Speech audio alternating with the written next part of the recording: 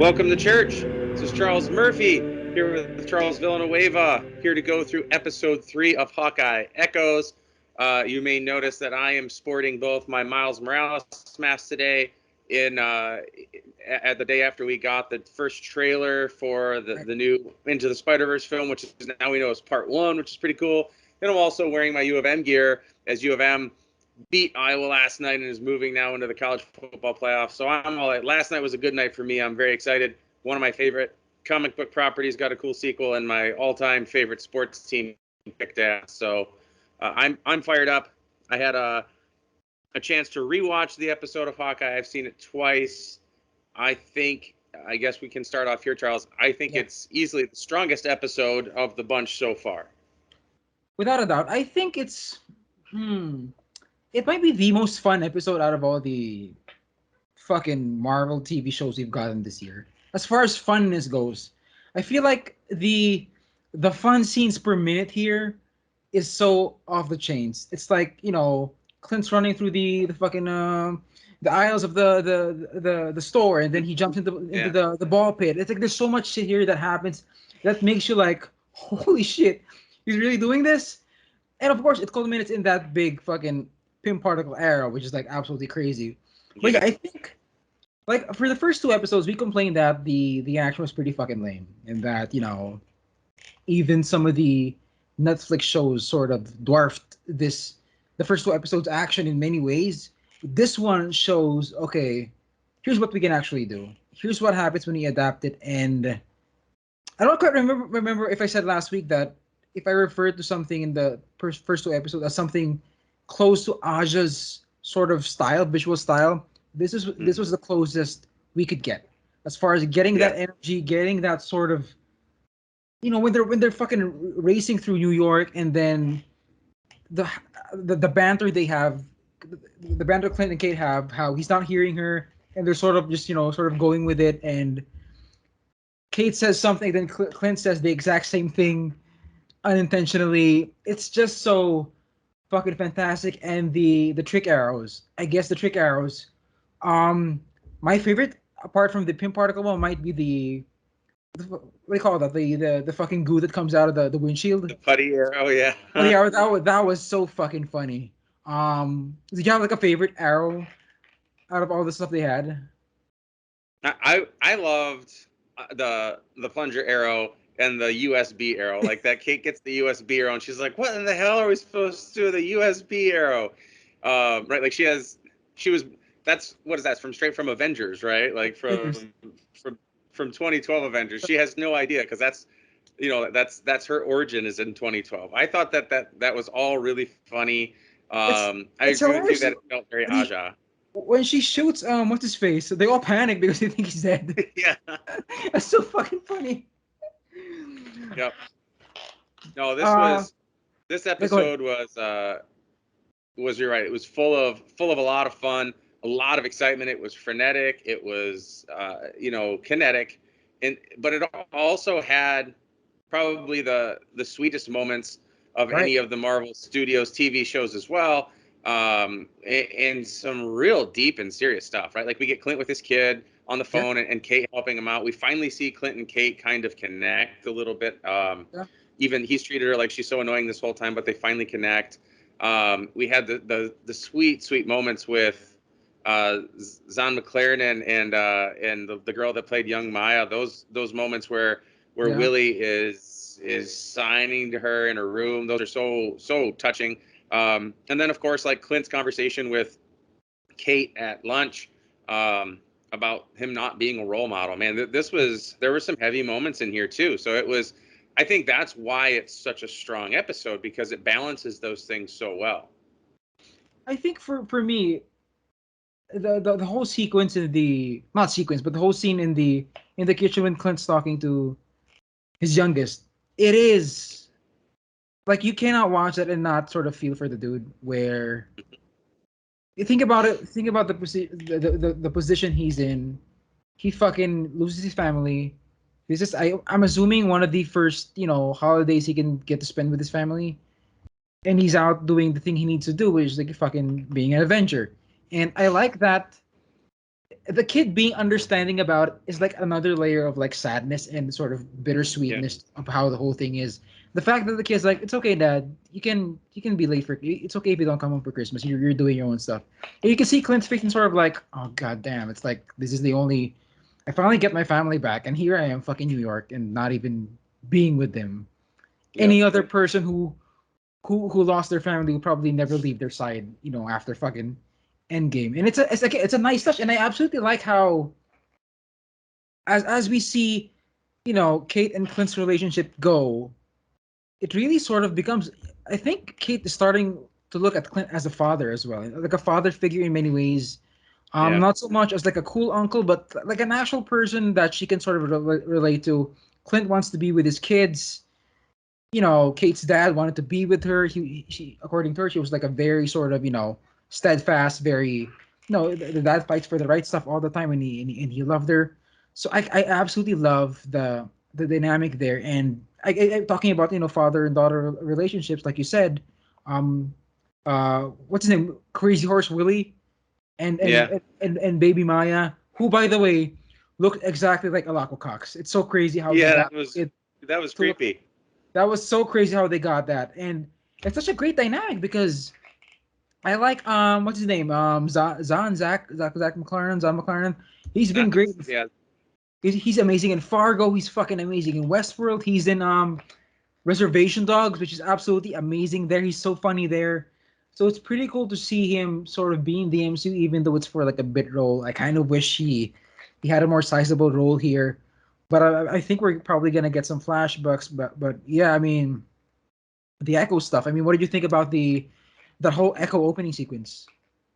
I loved her. Like, I know it was a little. You and I talked. It was a little frustrating because she ended up getting her ass kicked, and we're used to seeing her be like an elite ninja warrior, right? But she did Right. hang with Clint. Did kick Clint's ass there for a little while. And I do like that she's the way they're portraying her abilities is essentially just that she's hyper aware, right? And that came from Yeah. that relationship with her dad. Like, hey, you got to pay attention to things. You got to see things other people don't see.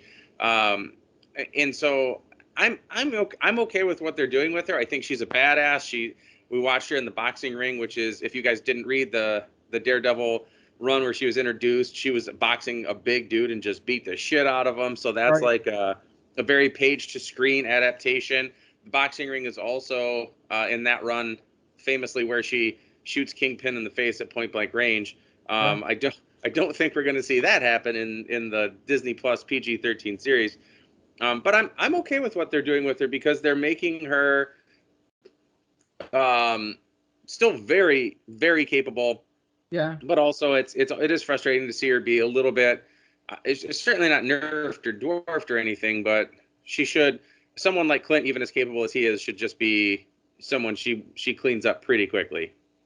I guess for me, like we talked about, I said she looks kind of goofy here. As far as she's with a bunch of bozos who are fucking Yeah, running around doing jack shit, and of course she also sort of gets cooled by Clint, and when she's faced with an Avenger with an arsenal of fucking pin particle arrows, it's a different conversation for her. yeah, Understandably, because she's human at the end of the day. She's not a fucking Avenger, but I did sort of miss some of that cunningness from the comics. That when you look at a page of Maya in the comics and what she's done, she fucking blinds Kingpin point blank, and all the stuff she's willing to do. She's fucking terrifying, and she's like, yeah, oh my god, I don't even want to fucking cross paths with her. So, but here she's kind of like, like you said, she's less of a ninja here, and I guess she's more of a kickboxer. I think that's sort of the yeah. thing. That's sort of the premise they're going for here. And I definitely wanted to see a bit more of the ninja stuff, but yeah, I think she definitely needs to hang out with better fucking bad guys because as far as the tracksuit mafia goes, they're very entertaining. They're so fucking funny, and I would love to see them in every scene here. But I think they're cramping Maya Lopez's style here. Yep. She ends up looking a bit of a goofball, especially when they're faced with like you said, the fucking arrow, and when Clint escapes under the bridge, they're sort of like just befuddled at what's happening. They're confounded. They don't know what the fuck is happening. They're sort of at a loss for words. But I guess her relationship with Kazi, who we actually get to see hear speak and sort of get a bit of him, I think is interesting. I've seen some takes saying that they seem to be in a relationship, Yeah. or at least they seem to have a bond that none of the tracksuit mafia share because they don't know ASL, they don't understand her. So I do wonder what is up with that whole thing. And I think, assuming my interview goes through, I'm probably going to get to interview Frothy hopefully this week. So that should be something worth asking.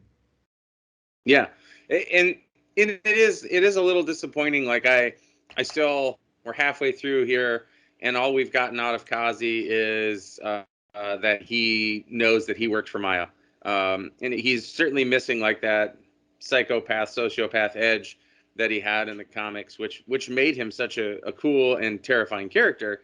So I don't know where they're going to go with him. I don't know if we're going to see some turn here of the character in the next and the half of the season here, and I don't know what future there would be for him Yeah. after this series, right? So it in that sense, it's disappointing, and I feel like that's happening more and more frequently, where we get some disappointing adaptations of characters. And it's like I was talking to Joe, and I said like, for so far what we've seen out of Kazi, they just may as well made him another tracksuit dude named Frank. Like there's nothing Kazi Right. about this character. Like it's just like they go through and pick some cool character names out of the book, and you're like, oh yeah, hey, let's do this guy, but then let's not do him anything like this guy. And Right. that's getting to be all too common of a thing that happens in Marvel Studios adaptations. And it's just in this most current thing, it happens to be Kazi, who's a very cool character that's been completely changed for.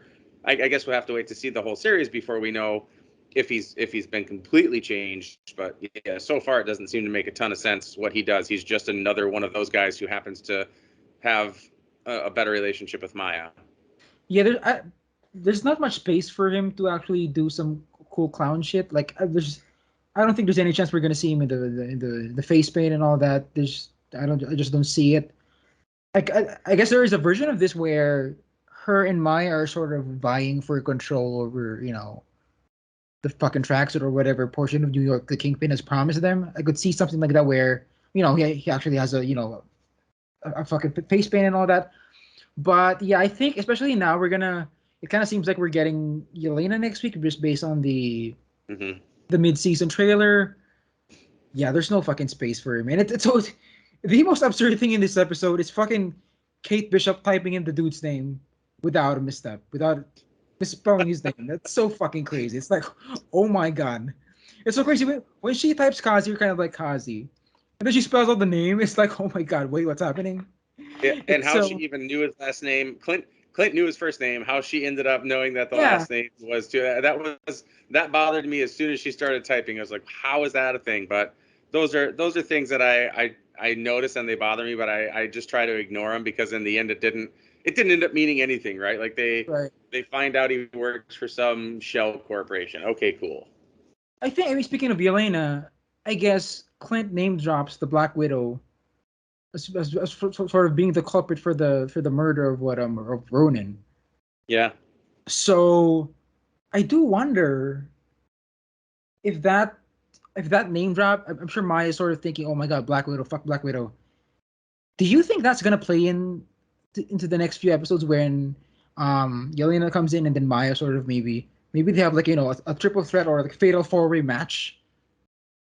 Yeah, I'm curious to see how Yelena fits in here. I mean, I know that she's after Clint, right? But what does that change about the current dynamic of the show? Right? Yeah. That's what I'm curious to see. Like, she's sent for him because she thinks that he killed Nat. So okay, cool. That seems like it's pretty easy to clear up. So what's she gonna do here that's going to change things for Clinton Kate. And I do feel like there's going to be, we've seen this in all the series. There's going to be some point in time where that Clinton Kate move their separate directions. Probably here, it seems like because she's going to find out he was Ronin, and that's going to Yeah. probably be a problem. So where that sets things and how Yelena fits into that. We have seen the stuff on a recent trailer that, or maybe it's just a picture. We know that Echo and Kate are going to kind of square off one-on-one. I don't know if that's coming up in this next episode or how it's going to go, but it does seem like Kate is around for Yelena's thing. So yeah, it's going to be. I guess I have a feeling that Yelena's presence here is going to end up revealing that Clint was Ronin to Kate, and then Kate's going to be pissed. I'm also wondering why does fucking Val even send Yelena after Clint? Clint just seems to be doing bad stuff prior to this show. Could it be that the post-credit scene actually takes place during this week, where Kingpin maybe gets a wind that, oh my god, fucking Clint Barton's like fucking, I have to deal with an Avenger. I mean, we talked about in the Q&A about how it doesn't seem like Val and fucking Kingpin are working.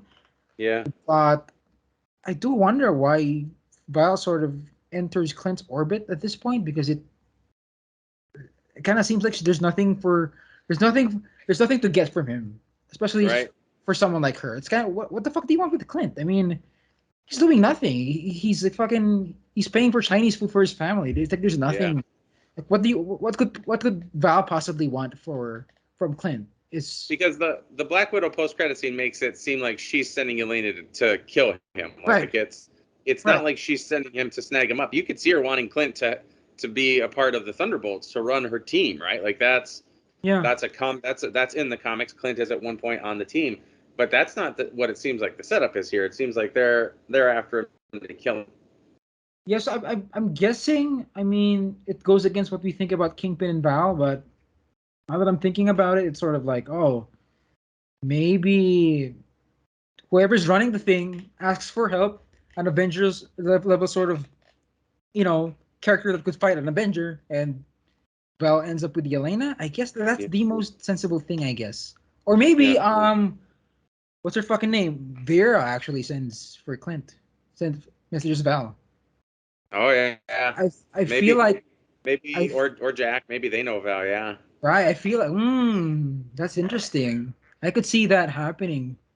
I think in one of the trailers, like you said last week, there's a scene where Vera meets Clint. Yeah. And I think it might be this episode, the next episode, where I guess after that whole thing with Jock sort of gets resolved, and then Eleanor shows up, and then, oh my god, it's Avenger in my home. I wonder if that's sort of the thing here.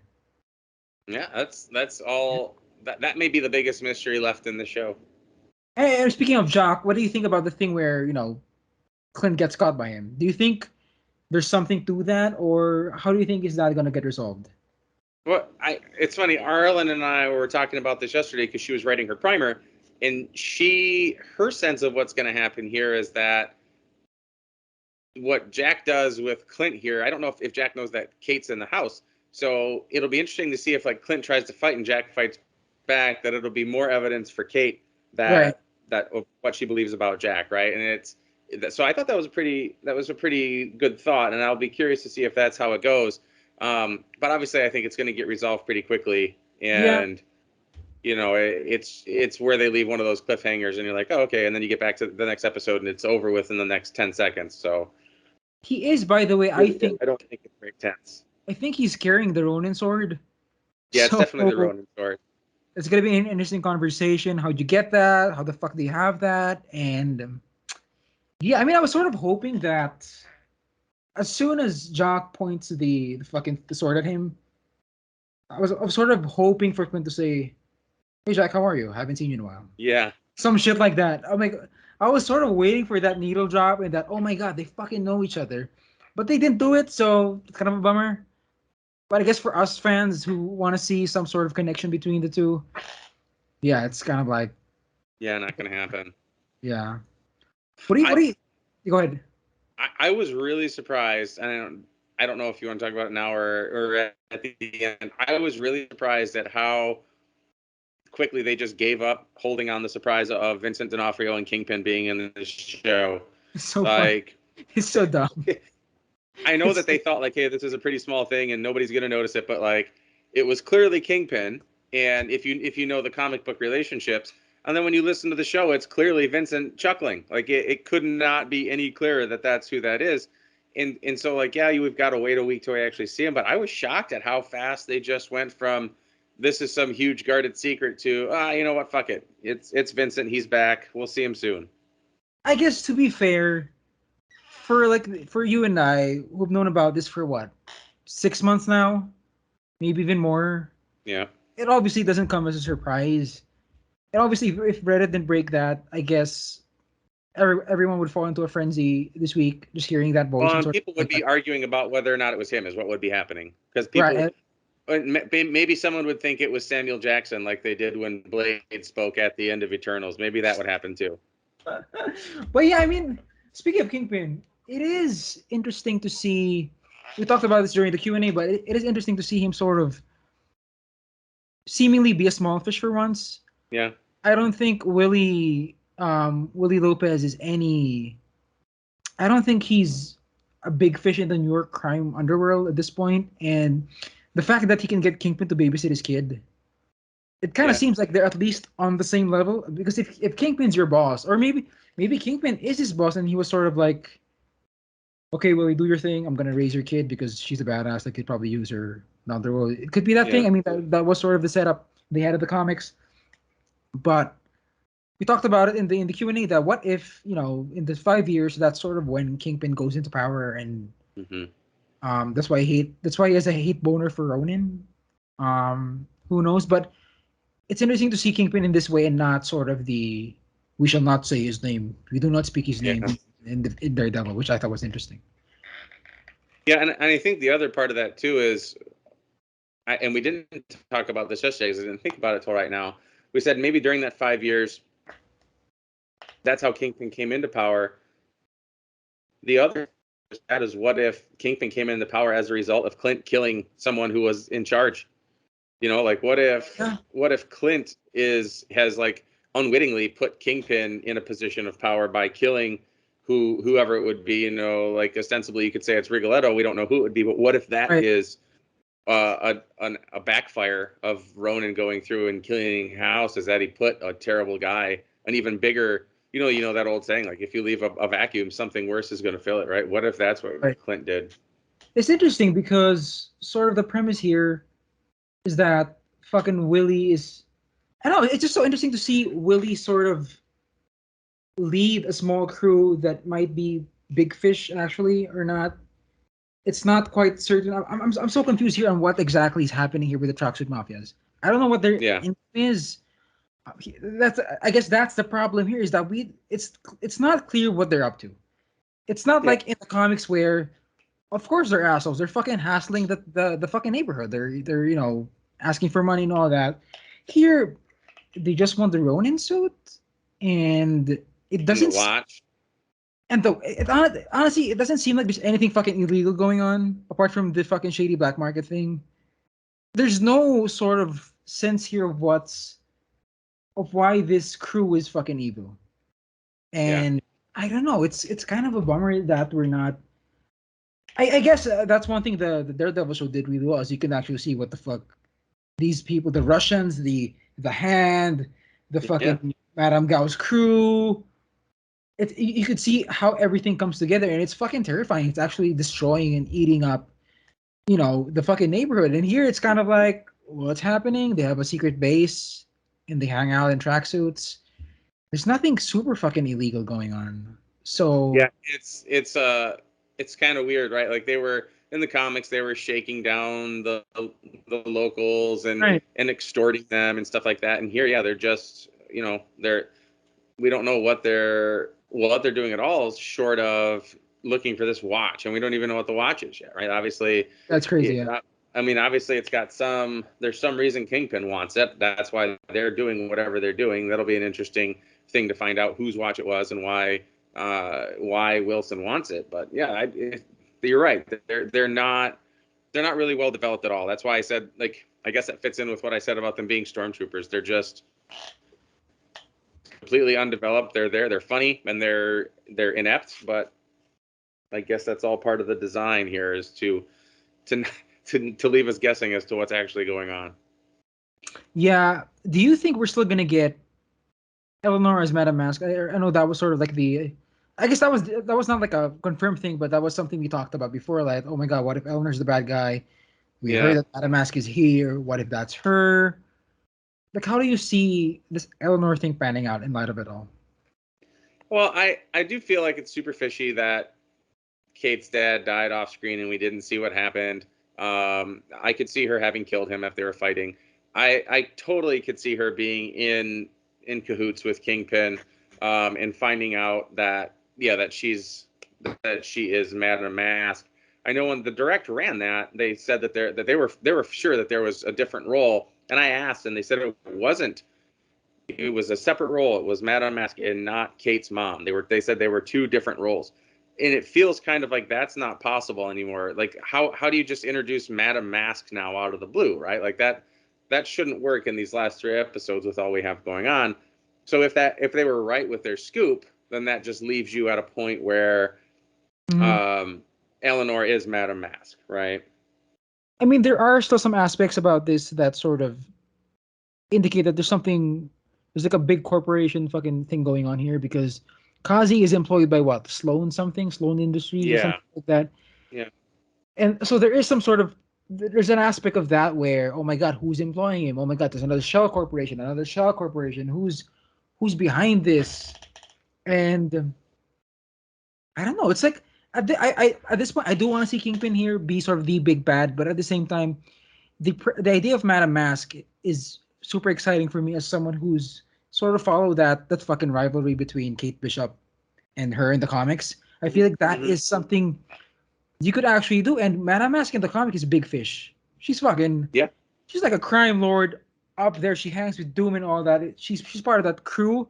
yeah. So maybe like I said earlier, maybe Vera's the one who asks Val to take out Clint because she's got deep pockets and she's Madame Mask. Yeah. And then I we do find out that her maiden name was Nefaria. That's all. right, and maybe her brother is fucking Ethan Hawke, right? Maybe, Yeah, we can only hope. yeah. So what else is there about the episode you want to talk about? We want to talk about Lako Cox. We haven't talked about her yet because we talked about her character yet, but I think she's pretty fucking great here. Yeah. She is. I like the. I think she shines the most in the flashback when she's in that what's the name? Fat Man's Garage. Is that the name of the Yeah. thing? The garage, which is very conspicuous, by the way. Yeah, Yeah. that scene where her dad dies is actually pretty fucking good, and Yeah. the fact that she's just so good at sort of emoting and sort of obviously being able to sort of speak in that way. I think it's sort of we're seeing here a performance that we're not usually seeing we're Yep. used to seeing. We saw that with Lauren Ridloff in the Eternals. I think this one is like another layer of that in that obviously Maya is a lot more flawed than Makari, and she's been through more. And I mean, the Eternals doesn't really get into sort of what happens to these characters during their own solo adventures, but here you can actually see Maya's pain and how she's looking at fucking a Kate, and then she punches her because she's so angry at what at the prospect of this person might have killed my dad. Yeah.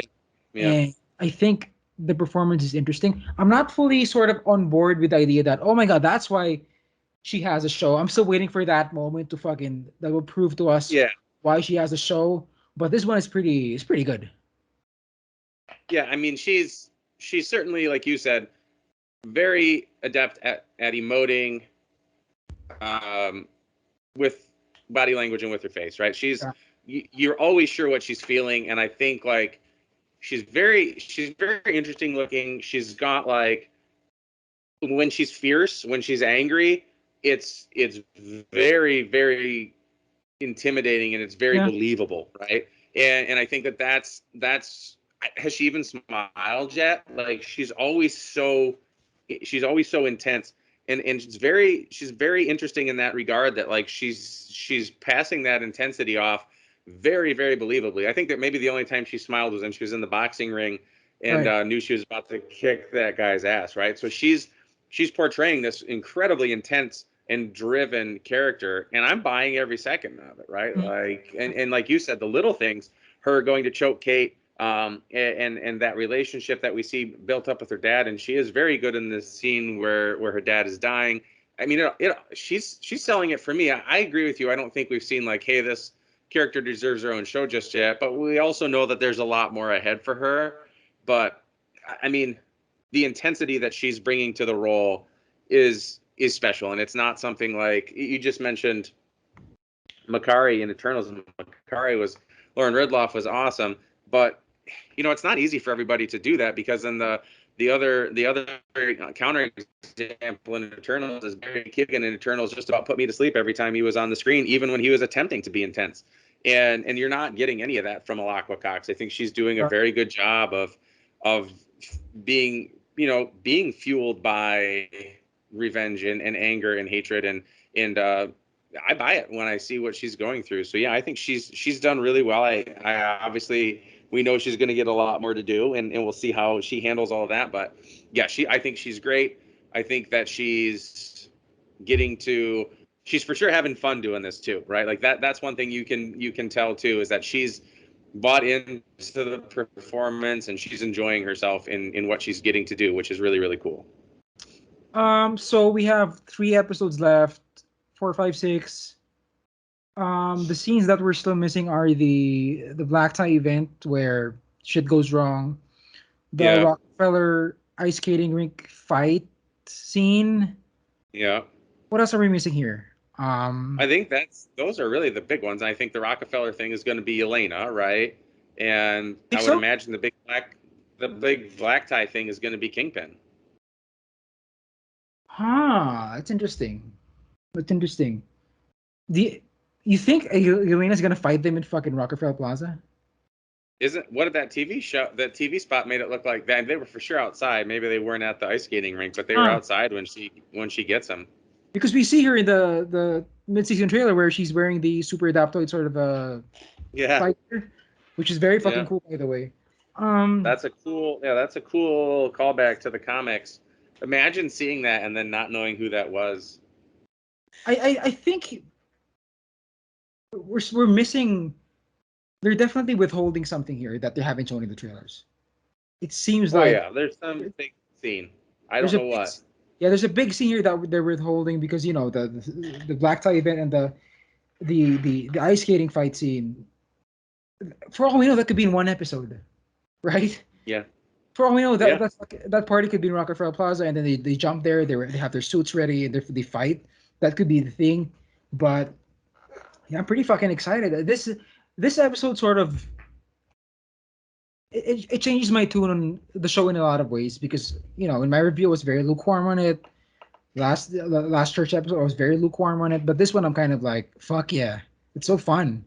Keep this. That's one of the. Keep this energy up, and then we're good until the end.